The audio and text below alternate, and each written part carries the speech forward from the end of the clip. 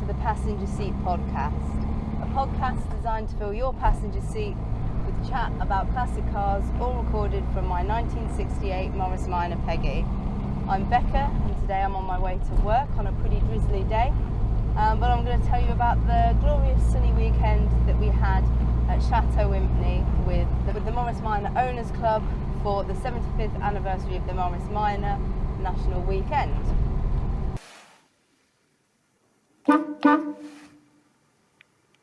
So given that it is such a big anniversary, I knew that I wanted to get Peggy along there and to make sure that we were booked in and all sorted, which turned out to be a pretty good idea because it was a very popular event to go along to. I think a lot of people had the same kind of, it's the 75th, I'm going to make sure that I'm there because there might not ever be something on that sort of scale again. And then I was really looking forward to it in the run up to it as well. Lots of chat in the WhatsApp groups and Facebook groups that I'm in, kind of getting people quite amped up. And we had the additional kind of excitement of the fact that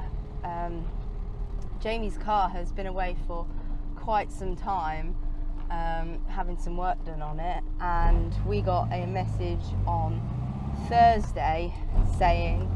that the car would be ready from Friday morning, so we were able to somewhat last minute add his car in to be able to come along as well.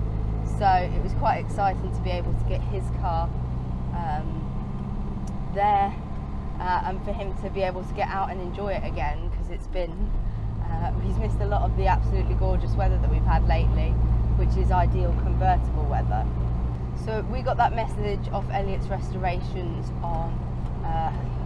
Thursday afternoon. So we spent Thursday evening loading Peggy up to the absolute max. Had loads of stuff that we needed to get along, obviously all of our camping stuff, our clothes and all that stuff, but also I had quite a few bits and pieces of young members' display banners and things that I'm now responsible for getting along to these sorts of events too. So she was more than well loaded, and we enjoyed a very early start on Friday morning, driving up to where they are, picking Jamie's car up once they'd finished off the last few bits and pieces, and then we drove down the little kind of track and met up with Lewis and Chelsea, who unfortunately had to come along in their modern because Agnes is currently undergoing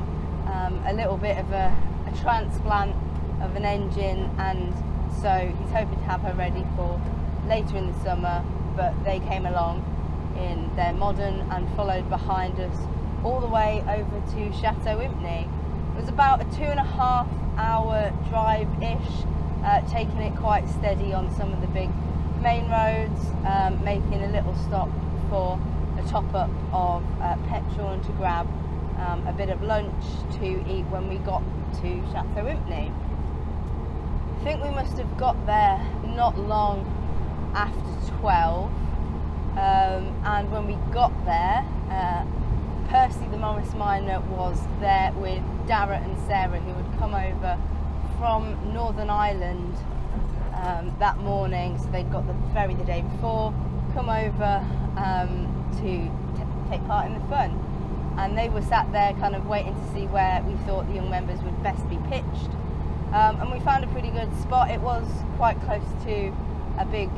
road, but that's kind of unfortunately part of the small downsides of what is a fantastic site, and it didn't really stop me getting a good night's sleep on the 2 nights that we were there. And the spot that we had the bonus of being very close to the auto jumble, so everyone could get up first thing in the morning and get down there as quickly as possible, which turned out to be both a blessing and a curse, I think, for most of the young members. We stood round having claimed our bit of land and had a lunch and a bit of a chat before we started popping our tents up.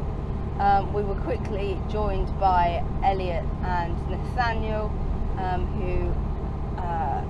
were also ready to put their tents up, and then James came along not long after that, I think, Yayan and Tasha, and so we'd staked out a decent portion of land, started getting our tents up. I have to give credit to Jamie, really. I started out with good intentions of helping him put the tent up and get all set up, but quickly got quite distracted by people arriving and kind of directing them into a spot in our little patch of the campsite, and I turned around and he'd pretty much got the tent up by himself, which is, I suppose, one of the benefits of a bell tent. It is quite possible to do that without too much difficulty. And it also, all of our tents went up fast enough that we were able to lend a few hands to helping Steph put her tent up as well on the site.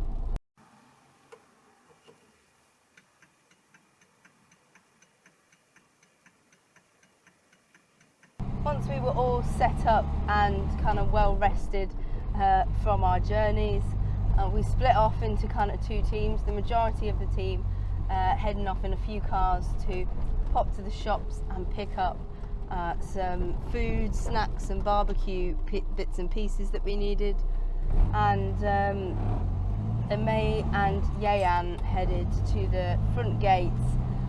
to relieve someone who had been on those all morning, and kind of welcome people as they arrived,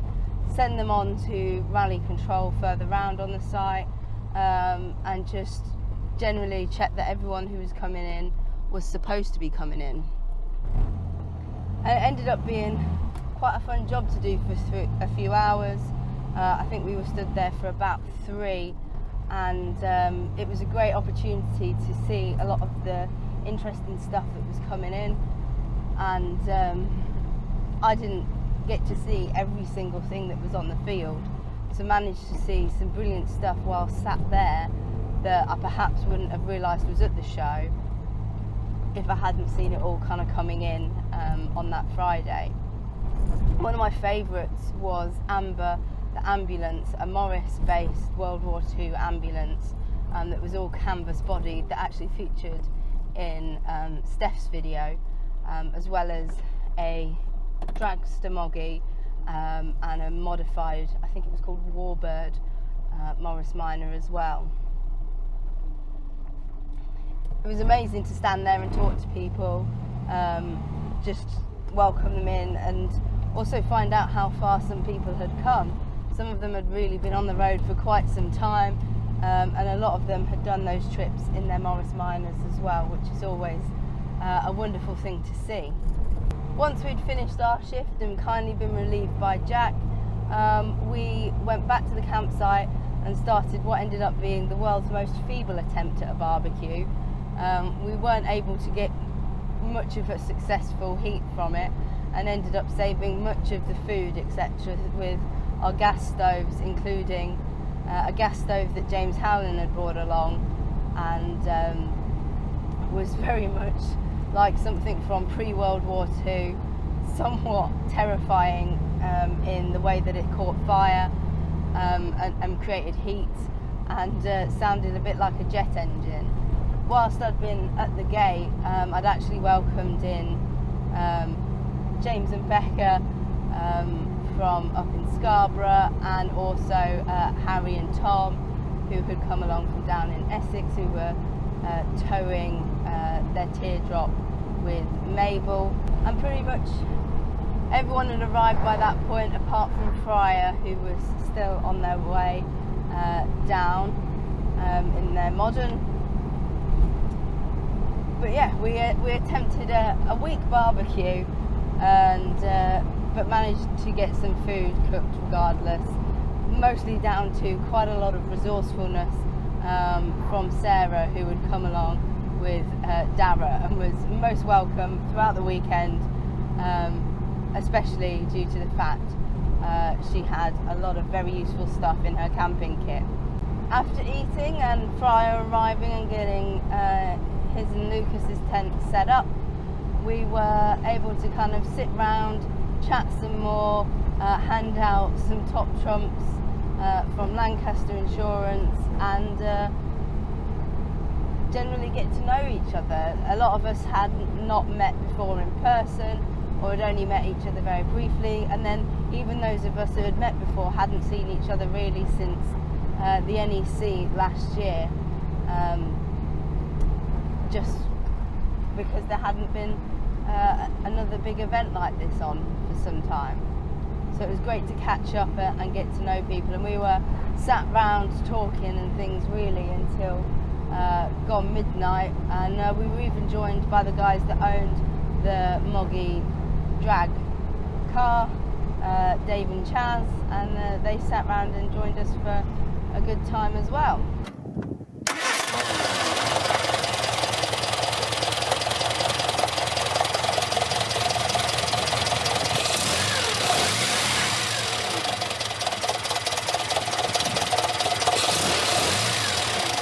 Saturday morning rolled around, and I had to go up to Branch Alley at the top of the hill where Chateau Impney was to set up our little stands there. We put 3 cars on the Saturday and attempted to tie the cars in to the Cartoons 5 theme that was the theme of Branch Alley on this particular year, by covering some of our windows with some cartoon wrapping paper, and also had to put up a load of banners and things like that. So it always takes a little bit longer on the Saturday morning to set that sort of thing up. Meanwhile, all of the young members had gone over and raided the Auto Jumbo, and I was very thankful for the fact that Dara had managed to not only get me a set of Lucas new old stock beam deflectors for when we go away to the Netherlands later this year, but also had popped out to Lidl and got us some breakfast as well. So some great teamwork and looking out for everyone on that Saturday morning. And we won't talk about the fact that there was another cheaper set of beam deflectors on the Auto Jumbo further round. Dara did what he was told, and he found a pair and got them for me. That Saturday morning really flew by, and it wasn't long to walk around a couple of the cars before it was really time to stand on the stand for our group photo for the year,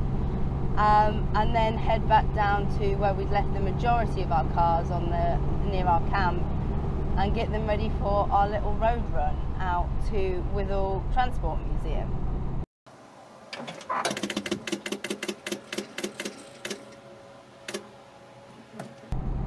We'd found the Transport Museum when kind of researching the area, and it seemed like a really good place to do quite a nice road run out to on the Saturday, just to get ourselves off site for a bit, and we all really love driving our cars out and about and having a good old convoy. So we set off for there and got there for about 1:30, and we hadn't booked or anything, but we were wonderfully welcomed. The guys that run the place were so excited to see us, and they let us all park up in front of their bus sheds, so we got some really great photos there, and they told us about the free bus rides that they do, and that there was one in just a few moments. So we all got ourselves ready to go on the bus ride round, and it was a really great experience, a good 25-minute drive around the area, and the bus was really well looked after, ran beautifully, and was just so much fun. And apart from a small family who were sat at the back, it was just us really on the bus, having an absolutely fantastic time. When we got back to the museum, we started to kind of wander around the sheds. Some people popped to the cafe for a little refreshment, and yeah, it was just we had an absolutely amazing afternoon. We were there for a good couple of hours, got some great photos, and the museum was so open that you could kind of get really close up to almost all of the exhibits, and then on a lot of them you could get onto and walk around and really explore these old vehicles. There was even the restoration sheds where you could see things that were kind of in progress, or things that were probably a very long way from realistically getting anywhere and being finished, but it was fascinating to see regardless. And the road run over had been beautifully scenic, and all we'd done was put into Google Maps the museum and that we wanted to avoid motorways, and it had been a lovely challenge. The cafe was great, and the little gift shop was beautiful as well. It had lots to offer and a lot of kind of really historic pieces that they were selling.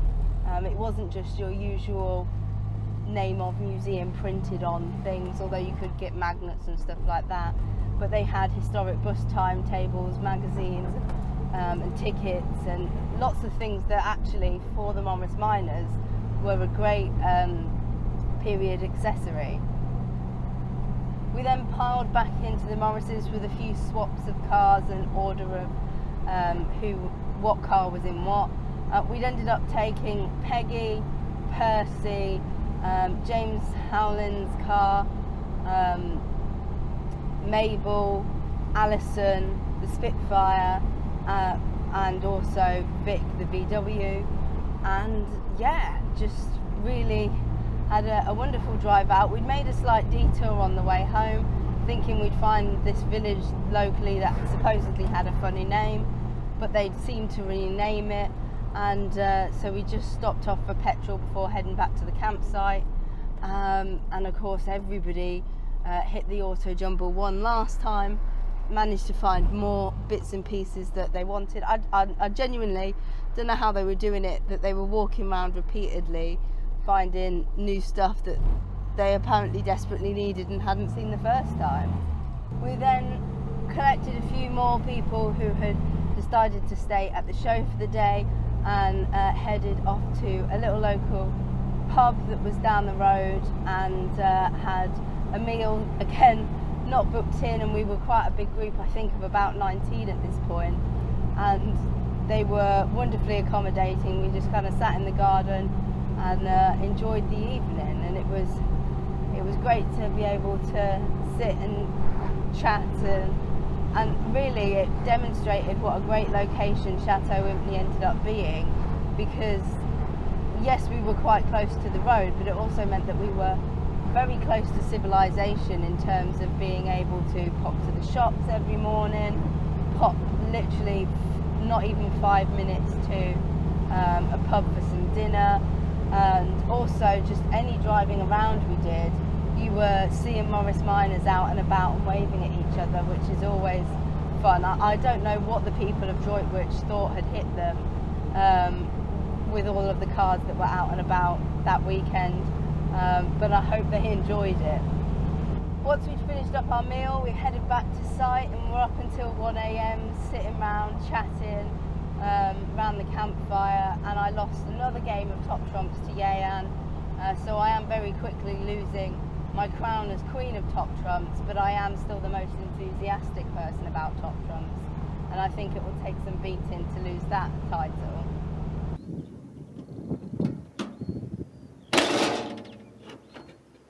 Sunday morning we kind of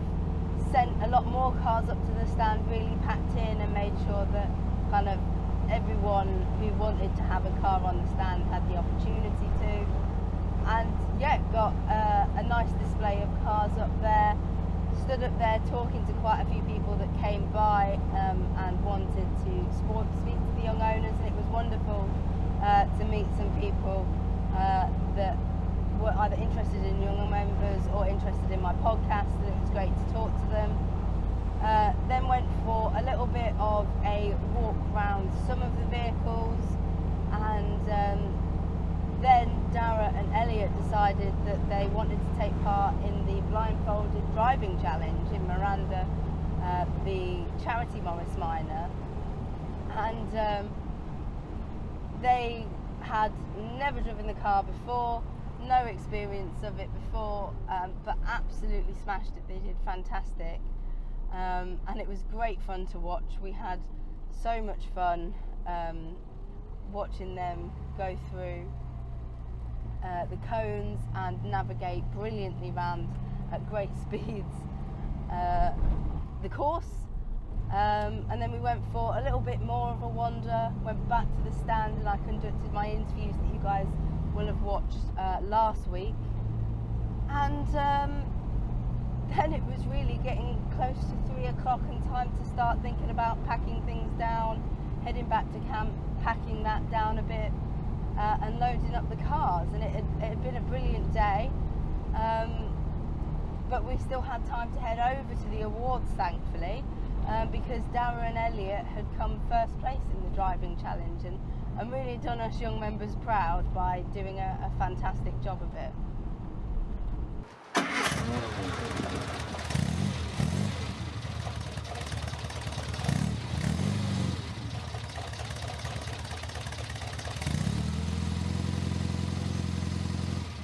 We didn't really leave until it must have been gone 6 o'clock, 7 o'clock-ish maybe, from site, after packing everything down, having a cup of tea, having a chat, saying goodbye to everyone, dropping some stuff that we collected up from site back at rally control for them. Yeah, must have been gone 7 o'clock before we really hit the road. Then it was time to start making the trip back, and that took us a good while because we were just taking it gently, and we stopped for dinner, so we weren't home until I think gone 10:30 on Sunday night. But my goodness, it was worth it. It was such a fantastic weekend.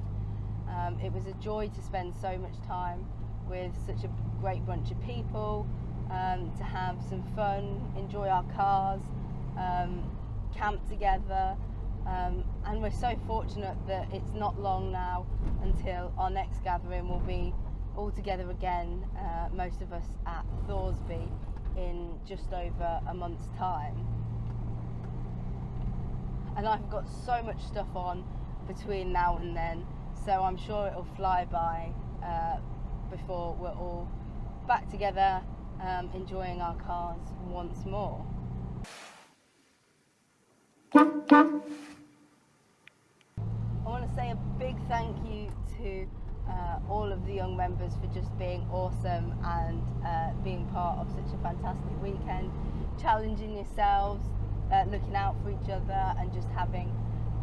the best time together. And obviously a big thank you to everyone who was involved in the organisation of the whole weekend, because it ran very smoothly. It was a great event, and everybody's been experiencing some real serious post-show blues. We're really looking forward to our next get together, and I hope it comes very soon. If you were there and I said hello, thank you ever so much for coming and saying hello. It was nice to meet and put some names, faces to names and usernames, and I hope you also had an absolutely fantastic weekend. I'd love to hear what your favourite part of the weekend was. I really enjoyed our trip out to the Transport Museum, and I think if you're in the area ever again, it's well worth a visit. It's very reasonably priced for all of the sort of things that you get access to. But I also really enjoyed watching and cheering on our lads doing the blind driving challenge.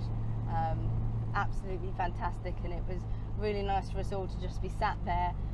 watching them as they went round. I really hope